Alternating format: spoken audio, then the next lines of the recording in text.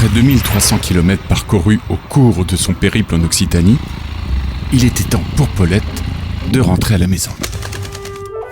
Sauf que c'est curieux comme le bon sens retarde toujours sur la routine.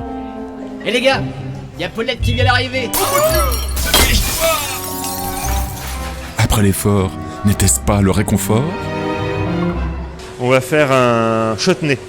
C'est du sucre qu'on cuit à 120 degrés et puis on incorpore les fruits ou les légumes. On déglace avec un peu de vinaigre.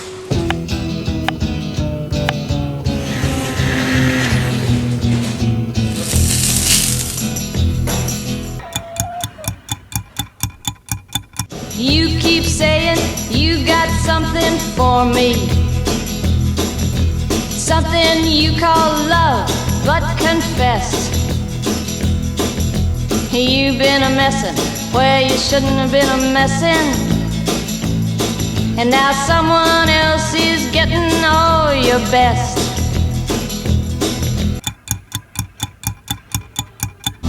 And that's just what they'll do. One of these days these boots are gonna walk all over you. Voilà Paulette. Regarde Paulette, ton assiette est prête. Oh, t'as l'air d'être bien affamée. Bonjour Paulette, comme ça tu me vois correctement. Dis donc, t'as bien aimé, tu m'as même pas attendu Paulette. T'aimes bien le chèvre, hein?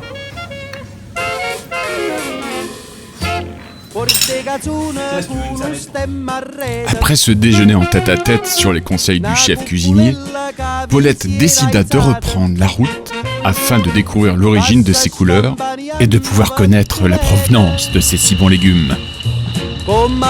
Faisons déjà une halte au marché de Gros à Caen. Salut Damien. Salut Benoît. Ça va bien? Ça va? Ouais. Ouais. Alors, qu'est-ce qui t'amène? Ben, j'ai besoin de tomates. Donc il m'aurait fallu des tomates rondes et des tomates zébrées.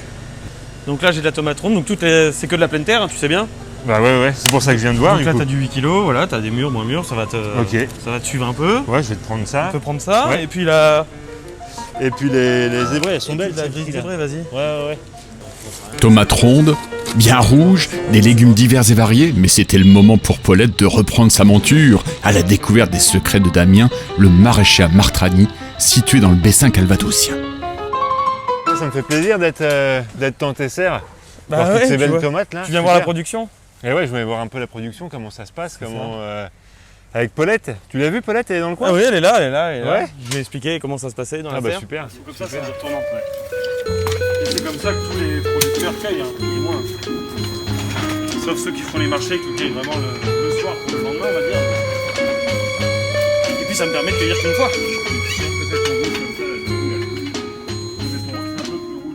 Et là, c'est 3 rangs de tomates cerises.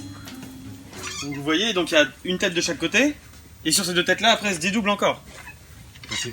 Tu vois? C'est toi qui fais la taille. Ouais, en fait, elles arrivent, il y en a deux. Ouais.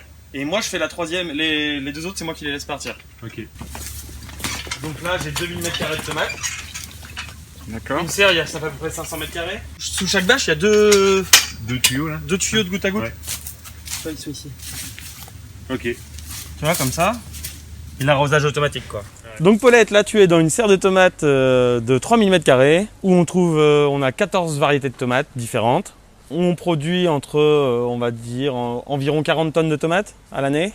Lorsqu'on a planté un pied de tomate, il faut donc au 15 mars, il faut attendre le 15 juin, donc 3 mois avant de récolter les premières tomates. Alors moi je les achète, c'est des pieds qui font déjà 30 cm. Voilà, je les plante dans la terre. Et ensuite, après, on les fait monter à l'aide il se fait appeler un tuteur. Voilà, où on attache à chaque semaine, on les rattache pour que ça suive le fil.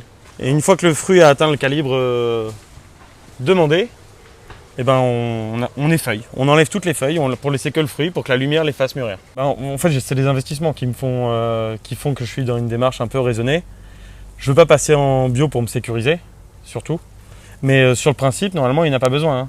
Il y a juste, c'est bien maîtriser l'hygrométrie, c'est le plus important, la base. Donc bien aérer les serres tous les jours pour que ce soit... Parce que quand tout est fermé la nuit, on va dire, le matin, tu arrives, tout est trempé, c'est de la condensation. Ouais. Il faut qu'à midi, tout soit sec. Ça, c'est la base, pour éviter tout le développement de champignons. Je fais tomates, concombres, aubergines, il y avait dans les autres serres. Et dehors, je fais de la courgette, Butternut, potimarron, potiron, Et la longue de Nice. Et l'hiver, je fais essentiellement que de la salade. Donc un petit peu en mi-saison, on va dire, de la salade classique. Et que de la mâche, qui est une vraie salade d'hiver, quoi, après l'hiver. Je vais vous faire voir, tiens.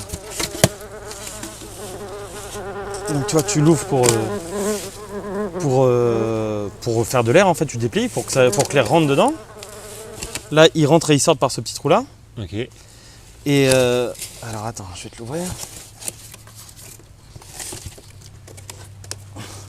Donc ça, c'est le naissin, hein, dedans, ils sont tous dedans en train d'éclore. En fait, ils ramènent du pollen pour nourrir ici les petits. Et ça, c'est la réserve de nourriture. Tu sais, je l'enlève, j'ouvre le bouchon ici, en fait, c'est que du sucre. D'accord.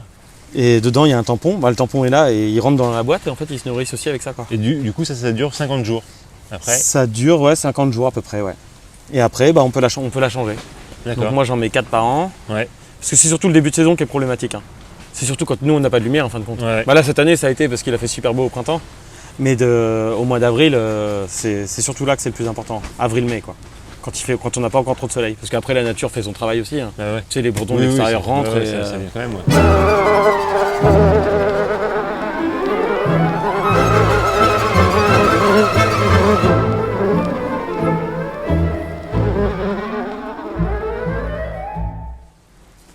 T'es prêt? Hop.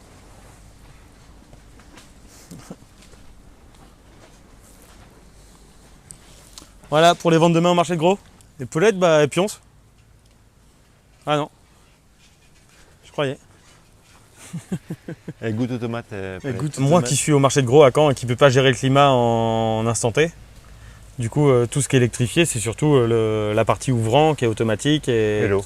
L'eau. L'arrosage est automatique aussi, quoi. Le temps d'arrosage, c'est moi qui le gère le soir. Enfin, je peux le programmer, je peux le modifier tout le temps, mais c'est automatique à telle heure. Parce qu'il faut savoir que le secret aussi dans la tomate, pour avoir des vraies tomates, c'est qu'il faut avoir une irrigation très régulière.